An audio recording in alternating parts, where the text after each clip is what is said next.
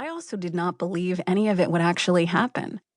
I understood humans were changing the climate, but I thought we would surely do something to stop it.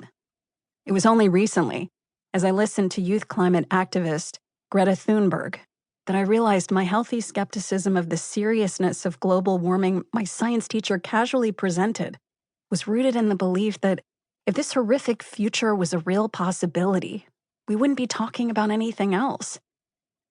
At my most imaginative, I could not envision that climate change could mean anything worse than slightly warmer Maine winters and an ocean that rose a bit closer to the edges of our lighthouses. Our teachers presented us with simple solutions. We could stop global warming and save the polar bears by making environmentally friendly choices each day. They gave us worksheets with checklists of tasks that would lessen our carbon footprints. Recycle, ride our bikes, turn off lights, plant a tree. These alleged solutions reinforced my belief that this was an easily solvable problem. I really worried about climate change because, when I looked around, everyone was doing the tasks we were told to do. We carried reusable water bottles, and many of our parents started driving electric cars. Every classroom had a recycling bin and a sign reminding us to turn off the lights at the end of the day. My parents often discussed the benefits of affixing solar panels to the roof of our house, and the local news noted the possibility of developing a wind energy industry in the state. They said climate change would happen if we failed to act. But we were acting. In my little world, everyone I knew was ticking off the boxes on the checklist.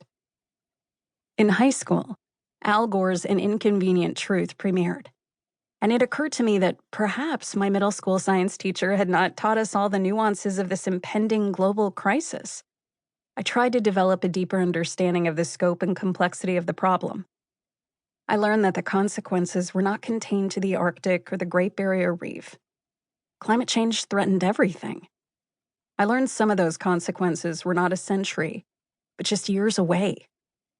Worst of all, I learned the world was not meeting the carbon reduction targets encouraged by the International Panel on Climate Change, IPCC.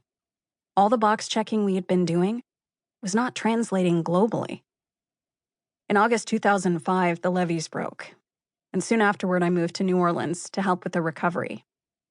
In New Orleans, I found I could not do many of the individual environmental actions that had been second nature to me growing up.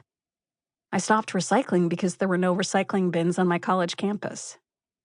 I bought bottled water because the city was often under boil water advisories.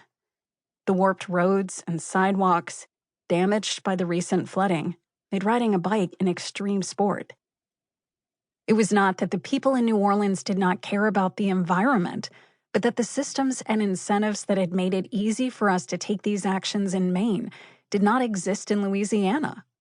The environmentalism I grew up with was one of privilege, void of interrogation of environmental injustice or action related to environmental racism. My family had worried about negotiating tax credits for solar panels on our house, not whether we had a roof to put solar panels on. I learned more about the complexities of the modern environmental movement and questioned what it meant to be an environmentalist. I could see the limitations of individual behavioral changes, but also felt they were the only thing I could control. Moving to New Orleans and finding I couldn't even do the most basic environmental actions left me feeling completely overwhelmed and lost.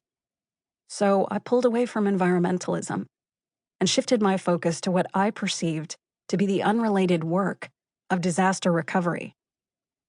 In New Orleans, the scope and scale of the damage was unprecedented, and the needs endless. The White House was absent, the Federal Emergency Management Agency, FEMA, was ineffectual, and city and state governments were overwhelmed. I spent as much time as I could working with different nonprofits and local groups throughout the city, trying to put the pieces back together. But it was an uphill battle that I often felt like we were losing. When the oil drilling rig, Deepwater Horizon, exploded on April 20th, 2010 off the coast of Louisiana, the environmental movement collided with disaster recovery right before my eyes. 11 men were dead. Oil was gushing unabated out of the ocean floor, and its arrival on the shores of the Gulf Coast was imminent. The BP oil disaster became the largest marine oil